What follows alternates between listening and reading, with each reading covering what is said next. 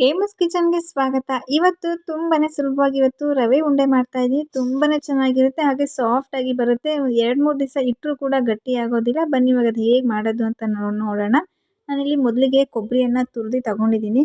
ಒಂದು ಬಟ್ಲಷ್ಟು ಕೊಬ್ಬರಿಯನ್ನ ಮಿಕ್ಸಿ ಜಾರ್‌ಗೆ ಹಾಕೊಂಡು ಸ್ವಲ್ಪ ಗ್ರೈಂಡ್ ಮಾಡಿ ಪುಡಿ ಮಾಡ್ಕೊತಾ ಇದ್ದೀನಿ ಅಷ್ಟೇನೆ. ನಂತರ ಸಕ್ಕರೆಯನ್ನ ತಗೊಂಡಿದ್ದೀನಿ. ಸಕ್ಕರೆ ಸ್ವಲ್ಪ ನಮಗೆ ಜಾಸ್ತಿ ಬೇಕು ಅನ್ನೋರು ಒಂದು ಪೂರ್ತಿ ಬಟ್ಲು ತಗೊಳ್ಳಿ. ಸ್ವಲ್ಪ ಕಡಿಮೆ ಬೇಕು ಅನ್ನೋರು ಮುಕ್ಕಾಲು ಬಟ್ಲು ತಗೊಂಡ್ರೆ ಸಾಕು. ಮತ್ತು ಏಲಕ್ಕಿನ ಇದಕ್ಕೆ ಹಾಕ್ಕೊತೀನಿ. ಏಲಕ್ಕಿ ಪುಡಿ ಇದ್ರೂ ಕೂಡ ಬಳಸ್ಕೊಬೋದು.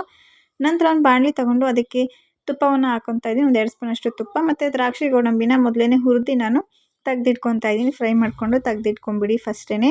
ಇದಾದ ನಂತರ ನಾನಲ್ಲಿ ರವೆ ತಗೊತಿದ್ದೀನಿ. ರವೆ ನಾವು ತಗೊಬೇಕಾದ್ರೂ ಅಷ್ಟೇ ನಾವು ಉಪ್ಪಿಟ್ಟು ರವೆ ತಗೋಬೇಕು. ಇಲ್ಲಾಂದರೆ ಸಣ್ಣ ರವೆ ಬರುತ್ತಲ್ಲ ಅದನ್ನು ತಗೊಂಡು ಮಾಡ್ಕೊಬೇಕು. ಚಿರೋಟಿ ರವೆಲಾಗಲಿ ಬೇರೆ ಮತ್ತೊಂದು ರವೆಲಾಗಲಿ ಮಾಡ್ಕೊಬೇಡಿ. ಅದು ಚಿರೋಟಿ ರವೆಲಂತೂ ಪೂರ್ತಿ ಮೊಸರಾದಂಗೆ ಆಗುತ್ತೆ, ಚೆನ್ನಾಗಿ ಬರೋದಿಲ್ಲ. ನಾನು 2 ಬಟ್ಲಿನಷ್ಟು ರವೆಯನ್ನು ತಗೊಂಡಿದ್ದೀನಿ. ನಾನಿಲ್ಲಿ ಉಪ್ಪಿಟ್ಟು ರವೆ ತಗೊಂಡಿದ್ದೀನಿ. ಸಣ್ಣದಾಗಿ ರವೆ ಬರುತ್ತಲ್ಲ ಅದು. ತುಪ್ಪದಲ್ಲೇ ಒಂದು 10 ನಿಮಿಷ ಚೆನ್ನಾಗಿ ಇದನ್ನು ಹುರ್ಕೋಬೇಕು ನಾವು. ತುಪ್ಪದಲ್ಲಿ ಹುರ್ಕೊಂಡ್ರೆ ನಮಗೆ ಟೇಸ್ಟ್ ತುಂಬ ಚೆನ್ನಾಗಿ ಬರುತ್ತೆ. ಇದು ಮಿನಿಮಮ್ ಆದರೂ ಒಂದು ರವೆದು ಘಮ ಬರುತ್ತಲ್ಲ ಅಲ್ಲಿವರೆಗೂ ಕೂಡ ನಾವು ಚೆನ್ನಾಗಿ ಹುರ್ಕೊಬೇಕು. ನಂತರ ಇದಕ್ಕೆ ಕೊಬ್ಬರಿ ಪುಡಿ ಮಾಡ್ಕೊಂಡಿದ್ವಲ್ಲ ಅದನ್ನು ಸೇರಿಸ್ಕೊತಾ ಇದ್ದೀನಿ. ಕೊಬ್ಬರಿ ಪುಡಿನೂ ಅಷ್ಟೇ ನಾವು ತೀರಾ ತುಂಬ ಸ್ಮೂತಾಗಿ ನಾವು ಅದನ್ನು ಪುಡಿ ಮಾಡ್ಕೊಳ್ಳೋಕೆ ಹೋಗಬಾರ್ದು. ಸ್ವಲ್ಪ ತರ್ತರಿ ಆಗಿದ್ರೆ ತುಂಬಾ ಚೆನ್ನಾಗಿ ಬರುತ್ತೆ. ಕೊಬ್ಬರಿನೂ ಅಷ್ಟೇ ಹಾಕ್ಕೊಂಡಷ್ಟು ಕೂಡ ಟೇಸ್ಟು ಅಷ್ಟೇ ಚೆನ್ನಾಗಿರುತ್ತೆ. ಜಾಸ್ತಿ ಆದ್ರೂ ಪರವಾಗಿಲ್ಲ, ಟೇಸ್ಟು ತುಂಬ ಚೆನ್ನಾಗಿ ಬರುತ್ತೆ. ಇದು ಕೂಡ ಒಂದು 5 ನಿಮಿಷ ಹಾಗೇ ಹುರ್ಕೊಳ್ಳಿ. ಇದಾದ ನಂತರ ನಾನಿಲ್ಲಿ ದ್ರಾಕ್ಷಿ ಗೋಡಂಬಿನ ಸೇರಿಸ್ಕೊತಾ ಇದ್ದೀನಿ.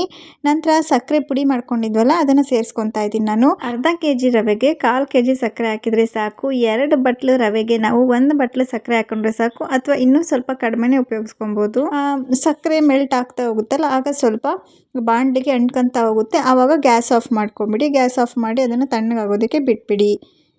ಈಗ ನಾನು ಒಂದು ಬಟ್ಲಿಗೆ ಹಾಕಿ ತಣ್ಣಗಾಗಕ್ಕೆ ಬಿಟ್ಟಿದ್ದೆ. ಈಗ ತಣ್ಣಗಾದ ನಂತರ ನಾನು ಸ್ವಲ್ಪ ಹಾಲು ಹಾಕ್ಕೊಂಡು, ನಾವು ಒಂದೇ ಸಲ ಹಾಕ್ಕೊಬಾರ್ದು, ಸ್ವಲ್ಪ ಹಾಕ್ಕೊಂಡು ಚೆನ್ನಾಗಿ ಮಿಕ್ಸ್ ಮಾಡ್ಕೊಳ್ಳಿ. ಇದನ್ನು ಸೌಟಲ್ಲಿ ಚೆನ್ನಾಗಿ ಹೊಂದ್ಕೋಬೇಕು. ಅಲ್ಲಿವರೆಗೂ ಕೂಡ ಚೆನ್ನಾಗಿ ಮಿಕ್ಸ್ ಮಾಡ್ಕೊಳ್ಳಿ.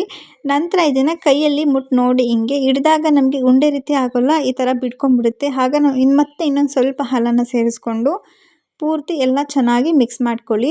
ಹಾಗೆಯೇ ಸೌಟಲ್ಲಿ ಸ್ಮ್ಯಾಶ್ ಮಾಡ್ತಾ ಹೋಗಿ ಚೆನ್ನಾಗಿ ಹೊಂದ್ಕೊಬೇಕು. ನೋಡಿ ಇವಾಗ ಉಂಡೆ ಕಟ್ಟಿ ನೋಡಿ ತುಂಬ ಚೆನ್ನಾಗಿ ಬರುತ್ತೆ.